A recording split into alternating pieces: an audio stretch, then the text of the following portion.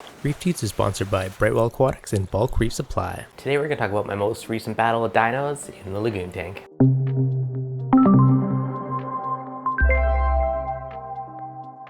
What's going on, guys? It's Devin from Reef Dudes. Now, in any new tank, there's always that risk of dinos or dinoflagellates attacking your reef, and for the most part it's theorized to be part of a nutrient imbalance, and my most recent experience would kind of agree with that. So if you saw the thumbnail or pull up this photo, unfortunately I didn't take any video of it, but you can kind of see all the nasty stringiness that was coming off all my rocks. So more or less new tank, put in new rocks, and of course I had this nasty dinos in the tank, which looked absolutely awful. Now that photo was about a week ago. If you look at the rock now, it's looking pretty dang awesome. So I'd say the current round of battle is winning against it. I decided to try taking an absolutely new approach this time. Just for starters, my nitrates were next to nothing. They were super low. My phosphates were sky high. And I believe that is one of the cause of why I got the dino in the first place. Now what you want to know, what would I do to fight it off? Now I've read a few different things about potentially outcompeting it using silicates. I've also know it could be part of the nutrient imbalance. So with my new approach this time, first thing I did is I started upping my nitrates. Now my nitrates were like 2, and I think my phosphates were like 0.17, so way out of whack if you're looking at the red field ratio. So I started dosing 2 caps a day of neonitro. I think they're up to 5 or 6 now for the nitrate, so it's getting to be a better zone.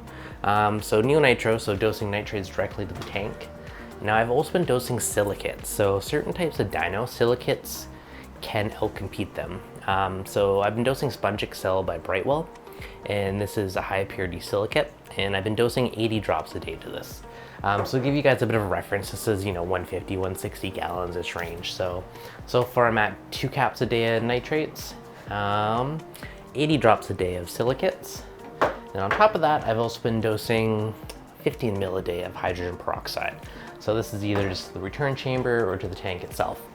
Now the other couple things I've done is I blew off all the dinos when I could. I used a little P-Mup and blew off all my rock, hopefully get it down to overflow where the filter sock or the filter roller in my case will help pull it out of the water. So just physically remove some of the masses. So I actually only did that once to blow it off, blow it all out. Been dosing this to keep it up. And the other thing I was doing is I was dosing pods to the tank.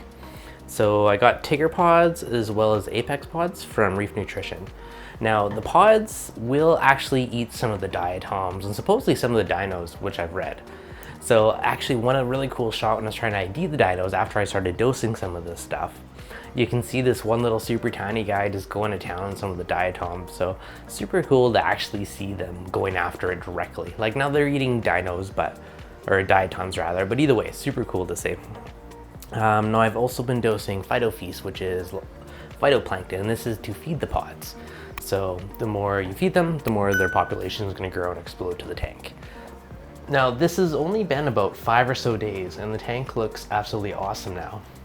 One other quick note, I did do a 1-day blackout. Then after that, the next day, I put my lights on about half of what it was. So instead of being on the morning, I basically had them turn on from noon. So they still had the second half of light. And that was more just to keep the corals happy.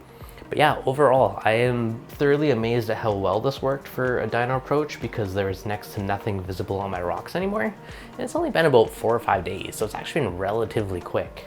So yeah, so I think by upping the nitrates, so get things back in check. Dosing the silicates was a big chunk of it. Peroxide definitely helps, and I think the pods help as well. Now, to correct my issue long term, again, I need to up my nitrates, I need to lower my phosphates. So I did put some GFO and some RoaPhos in a reactor, and this is more for the corrective stage of it now that I got the dinos more or less beat. The RoaPhos is going to help remove some of my phosphates and get that back down in check. And the carbon is because Ostreopsis, I believe it is for the dino, is one of the more toxic ones because there's fish and other stuff in there. You don't really want them eating it. So that's going to help suck out some of those toxins out of the water and just make it more of a happy environment. So yeah guys, this has been my most recent little kind of experimental approach to battling dinos. Shout out to Rich for giving me the idea of the silicates, because that's actually seemed to work really well. And yeah, hopefully you guys enjoyed this quick one. And if you're fighting your own dino battle, I mean, first thing, ideally get a microscope, throw a couple drops of water under there and get an ID on it. If you know which type of dinos it is, it's really going to help you. Some of them can be wiped out really quickly with UV, some of them you need other approaches. So it's good to know what you're battling against. But yeah, overall, I mean, dinos are one of those things in the past would get people out of the hobby to give up on it, but I'm honestly amazed at how well this is looking for only 4 or 5 days of doing this treatment. So yeah, super stoked and figured I'd do a quick video to share that. Hope you guys enjoyed it. If you got your own tips on beating dinos, let me know in the comments below. If you're new, make sure you subscribe. If you enjoyed this, hit that like button. I'll catch you guys on the next video.